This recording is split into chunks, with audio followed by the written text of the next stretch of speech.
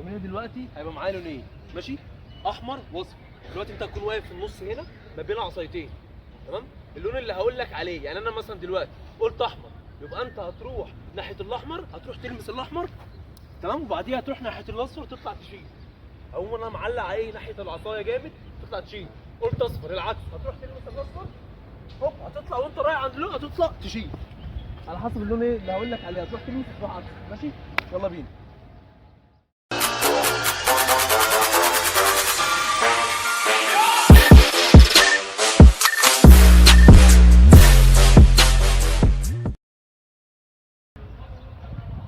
اصفر ها ولا جامد. اصفر ها بسرعه روح ها تحت اهي بسرعه ناصر ولد اهي يلا. هو ده هو ده. 5 كور ونريح يلا. وانا تعبان وانا تعبان. احمر ها بسرعه. ما تطبش يا ولد. اهي يلا ايوه. اصفر ها بسرعه بسرعه بسرعه بسرعه اهي اهي يلا. سهله دي سهله دي. اصفر ها بسرعه ولد ولد ولد اهي. حلوه قوي دي يا ولد. هايل يلا. واحده كمان واحده كمان. ولا قلشه دي ولا قلشه دي. ها بسرعه اهي فوق. ناصر اوعى تطب. ولد هايل.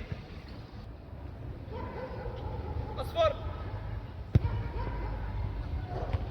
يا سلام على العقل. احمر ها ولد. فوق. وحش يلا ما شاء الله عادي. سلام على السويرف ده يا لهوي. فوق اهي يلا. ما تطبش ولد. اصفر ها اهي ولد. وحش يلا ما شاء الله عايش يلا. اصفر فوق اهي يلا. احمر ها اهي. وحش يلا.